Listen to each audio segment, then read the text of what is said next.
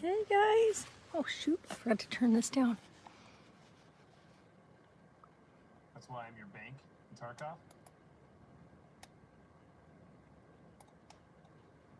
Oh my gosh, thing, seriously. Okay. Whoop.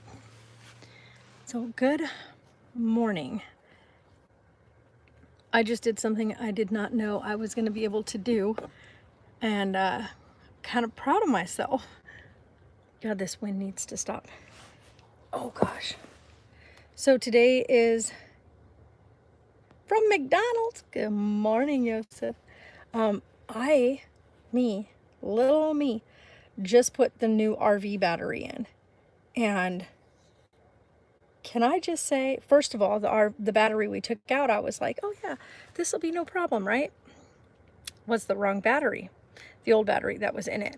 So I think what happened was the guy that I purchased from, he just kind of grabbed a battery just so that he could get the engine started to bring it over here, because the battery that goes in an RV is a lot bigger. I knew that as soon as I pulled the other battery out, that the platform that the battery goes on was much bigger. And I was like, this battery is like, this little battery is sitting on this massive platform. So yeah, it was definitely the wrong size battery that was in it. So we now have the big battery in there.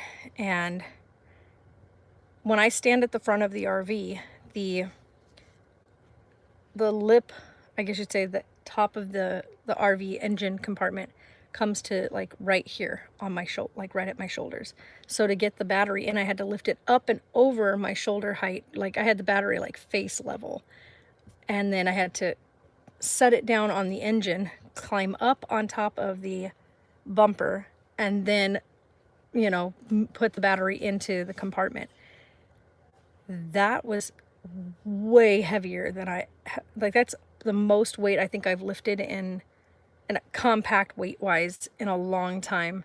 That battery had to weigh like 30 pounds, which I know doesn't sound like a lot because a toddler weighs like 30 pounds, but their weight is like distributed. A battery is like just compact weight. It's like all one solid piece. So that was definitely a bit more than I expected. But I did it. I did it all by myself.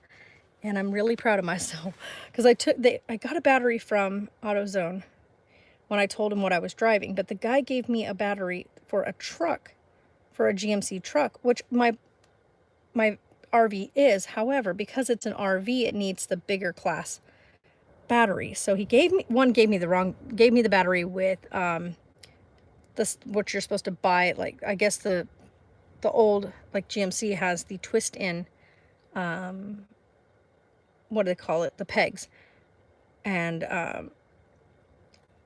this one doesn't have that. It has the things that you slide onto the pegs. So I was like, the terminals. And so I got all the way here and I realized that it has no terminals on the side, and I was like, no.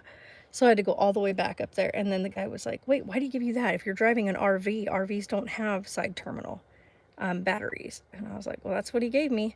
So he pulled it up and he's like, no, you're supposed to get this one. And I was like, okay. So got the new battery, got the money for the old battery. I've got another battery I can take over. He said, bring the other battery that's down in the compartment down here. It is not the right size battery for storing battery power for the RV. So I need to go take that over there and then be done with that. So I'm kind of chilling up in the bunk right now.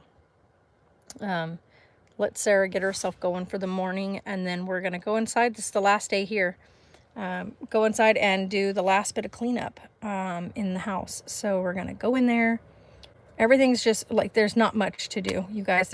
We just got to go in there and empty it out. And then we got to run over to the storage unit. I got to grab the other twin mattress because we need to switch some stuff up. This little thing that I bought for me, it is definitely thin, and the first like couple nights was fine, but now it's like I feel like I'm sleeping just on the solid wood. And I woke up with really bad sore hips this morning, so I was like, yeah, we need to move things around. So we're going to put the fatter bamboo mattress down for Sarah, and then we'll just take the little skinny twin mattress and put it up here. So that way I'm not killing my hips, especially because we're going to be living in this for a little while. But Jay's coming to visit, and we're excited about that, so he'll be here next week. And we're getting the hotel room over at the Edgewater. But we had told Sarah, we'll get you a room too, or do you want to stay at the RV? And she said she wants to stay at the RV because she wants to be able to still get on her Xbox and hang out with her boyfriend and stuff. But also the doggos will be here, so she'll be here to kind of manage the puppers while I go and visit with him. And then of course she'll come over during the day and hang out. We'll go out to eat and stuff like that. But I'm so excited that he's coming to visit because we haven't seen him in quite a while. I think the last time we saw him was before Christmas. It would have been back in, I want to say in October. September or October was the last time he was out here. So I just want to see him, see how he's doing. I'm actually super excited to see him. So, but yeah, he's got one heck of a kick booty immune system. But like he said, he's afraid the whole trip, you know, because of the whole coronavirus and stuff like that. And he's flying out here from Georgia. So he's coming out from Georgia. So he's just like, he's afraid like to bring anything in and get myself or Sarah sick. So he's like gonna take like serious precautions, bringing hand sanitizer with him. He usually isn't one like for the whole hand sanitizer thing, but he said he'll be bringing sanitizer and stuff like that the whole trip because he's so afraid like of getting somebody sick. And then of course he's flying into Vegas, which Vegas is a pretty popular spot for flying in. So yeah, it's just a matter of being super, super cautious, really aware of your surroundings, not touching anybody, no shaking hands right now, stuff like that. And as much as that sounds crappy because it kind of takes away like if you meet somebody or greet somebody or whatever, it's kind of respectful to like shake a hand. But right now with whatever's going on, let's put hands shaking to the side. Hey, Chris. So just chilling out up here for right now. The wind is insane right now here, though. I do have to say a quick acknowledgement of what's happening in Nashville. Guys, please send lots of prayers to those that have lost their lives already, and to any more that may be seriously injured, to those families, whatnot. The Nashville area got hit with a tornado. I just was looking on Twitter. I think it's now 19 confirmed deaths. That's terrible. We're doing really good. Yeah, Chris, we're doing really good. Just trying to get the last bit of this stretch done, get this stuff done. I have a guy coming, by the way, tomorrow. He's going to come and actually get the engine started on her. Like we're almost certain now that we know that it's more than likely the idle, that her idle's is not high enough, so that's why she keeps on like puttering out. You can hear it too, like when you start her up, unless you're giving it gas. As soon as you take your foot off the gas pedal, you kind of hear the engine slow down and then die out. So usually that means that the idle is too low, especially because she'll fire right up because you're giving her gas. She'll fire up and then she you know, and goes down. The other thing too is we're almost certain that there's a clog somewhere in the line. Not sure where in the line, but what we're going to do is we're going to put seafoam in, which I showed you guys about that. So we're going to go fill her up with gas, put the seafoam in, then we are going to get her started, and then we're going to blow the engine, which I don't mean like injure the engine, like mess it up, but like gun the engine and blow whatever might be in there out. The older vehicles like this, you can do that with. Now, like a newer car, which is like fuel injected and whatever, all the mechanical computerized stuff, you don't want to do that. These old engines, though, everything is done through, you know, not a computer system. Everything's done through pressure and gasoline and air and all that stuff. So you want to you gotta be beefy with these beefy engines. I know my dad used to work on these things, or still does, but it's crazy to see like the different way that they treat this type of engine, an old 77 versus a newer model like 2020 car, or a 2010 car that they're working on. The way that they handle the situation with something like a clog. Like with a newer engine, if you had a clog somewhere, the computer would tell you where, right? It would tell you what area that the problem is. There's a sensor for that. Not so much on something like a 77. So time to kind of dig into her and get her running. He said he may come over today and see if we can't fire her up. And then once we do, we get her actually, chug-a-lug in here, we're going to go over and pick up the new carburetor filter, air filter, and put that on, cap her off, and she'll be up and running. But yeah, and then I got to change the bathroom faucet because I have the new one, but after yesterday we were using the sink and then it's dripping. So that just says that there's, old seals. But then again, like I said, everything in this RV was from 1977. So she has not had any upgrades or anything like that until we got a hold of her. So other than they changed out the wiring harness in here. So like all the wires, stuff like that feed to the pumps and all that kind of good stuff. But other than that, everything in here was original pieces. And I keep yawning and I'm sorry. But yeah, so we're going to get to work on all that stuff. But right now, the biggest thing today is just getting the house emptied out. So just going to kind of go from the back, push it all to the front and bag it up. Hey, Jeffrey. So I think what I'm actually going to do, and this may sound super stupid, but I'm going to actually just go in there, start at the kitchen and literally push it all into the garage. And then this way the entire inside of the house is completely empty.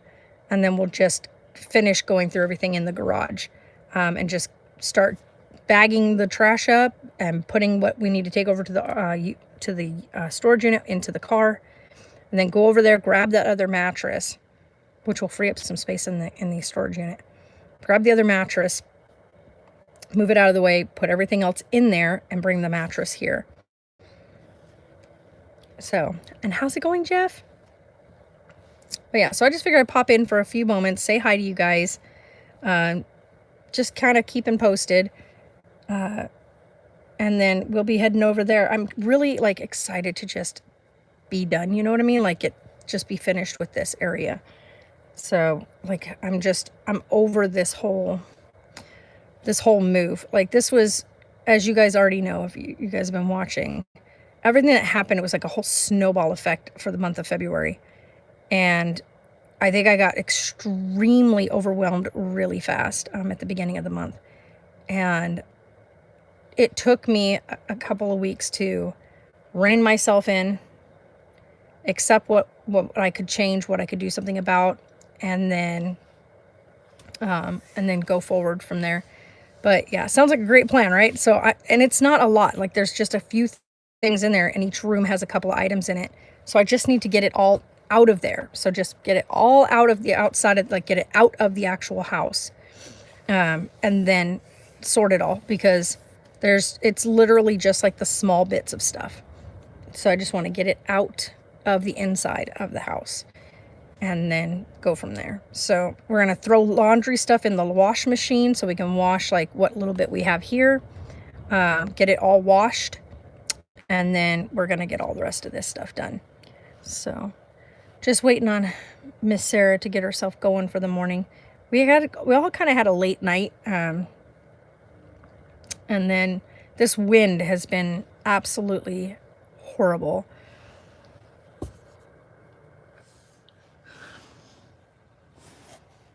The doggos are actually all right here outside the RV, all right there, sound asleep. They're all laying out in the sunlight. They're definitely not ones to be cooped up. So I'm glad that we built the piece that we did. So today it's going to be a matter of getting that into the RV, fold it up, put it behind the couch, get Sarah's mattress, get it on there. The mattress that I'm going to pick up doesn't slide around like the one she's on right now. So it'll be good because then she'll have the heavier mattress there and not worry about it sliding out of place. So that's going to be a bonus, because that's been one of those really annoying things about the mattress she's using down there. It's so thin and so light that the minute you move it just slides right out of place.